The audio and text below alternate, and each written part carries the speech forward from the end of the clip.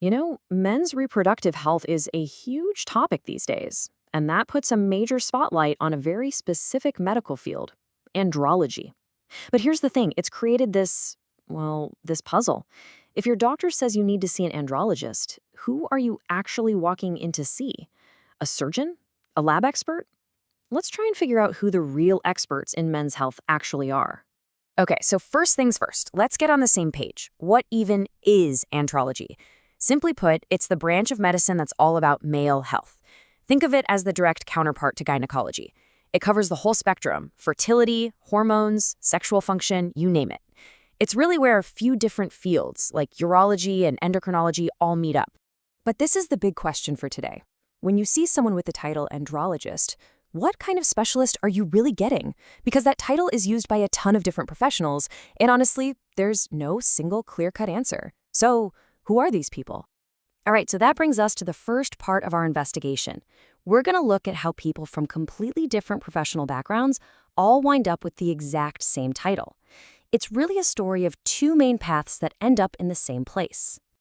A recent global survey broke this down, and it's pretty fascinating. As you can see, urologists make up the biggest piece of the pie at over 31%. But look who's right behind them: clinical andrologists at 25%. These are often folks from a non-surgical, more lab-focused background. Then you've got embryologists and a whole bunch of others filling out the rest. It's a real mixed bag. So, okay, we've got this mix of specialists. And on the surface, that sounds pretty good for a field that's supposed to be multidisciplinary, right? But this diversity actually points to a much bigger, more fundamental problem, one that affects both patients and doctors all over the world. And here it is. This is wild. According to the research, nearly half of all countries surveyed have absolutely no standardized, board-certified training program for andrology. Just let that sink in for a second. In almost half the world, there's no official playbook for becoming an andrologist. And that right there explains why the field is so fragmented. And that lack of a formal path has a very real consequence.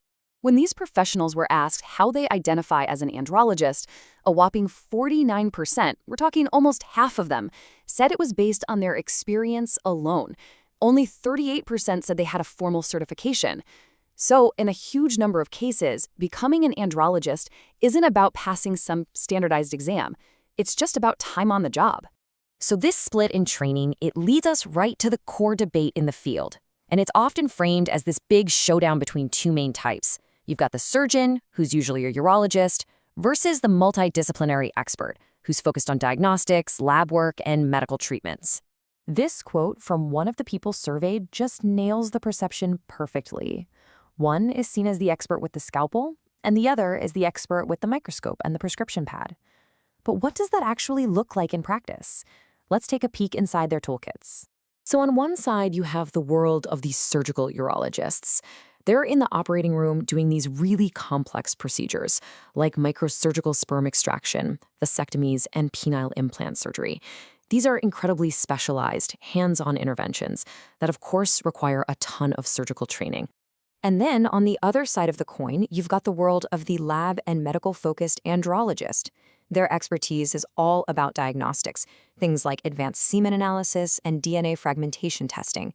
Plus, they handle crucial lab techniques like freezing sperm and getting it ready for IVF. This is all about deep analysis and preparing for assisted reproductive tech. So, is one of these specialists better than the other? Well, the research suggests that's totally the wrong question to be asking. The real story here isn't about surgeon versus non-surgeon. It's about the massive, measurable difference between the practitioners who have a formal certification and those who don't. Okay, listen up, because this is the absolute core finding of the study. Having a formal certification isn't just a piece of paper you hang on the wall. It dramatically changes the scope and the complexity of the work an andrologist does, whether they're surgical or medical. And the data on this? It is crystal clear. Let's start with the medical and diagnostic side. I mean, just look at these gaps. Certified andrologists are way more likely to diagnose sexual dysfunction, give hormone therapy, and perform advanced imaging. And the difference in performing a penile duplex study? It's staggering. Certified pros are more than twice as likely to do it. They are simply operating at a different level. And it's the exact same story when you look at surgery. Certified practitioners are way more likely to perform advanced procedures like microsurgical sperm extraction. And check out fine needle aspiration mapping. That is a nearly 30-point difference. Or electroejaculation. Certified docs are over 3 times more likely to do it. The takeaway here is that certification translates directly to a more advanced, more comprehensive set of skills. Period. So with this fragmented landscape, what's the solution? Where do we go from here? Well, the researchers behind this survey are very, very clear about the path forward. It is all about creating one unified global standard for the entire field. This conclusion from the study really says it all. The goal is to get past all these inconsistencies. We urgently need standardized training and one unified certification process. And this isn't just about red tape. It's about making sure that every single patient, no matter where they are, gets the highest standard of care from a clearly qualified expert. And the benefits of a standard like this, well, they're huge.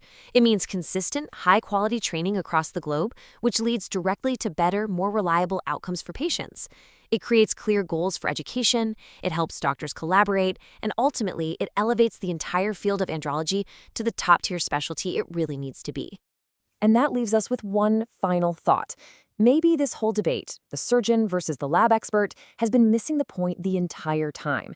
Because with a global standard in place, the future of men's health might not be about specialists competing against each other, but about a truly unified team, working together with clear, certified expertise. What do you think?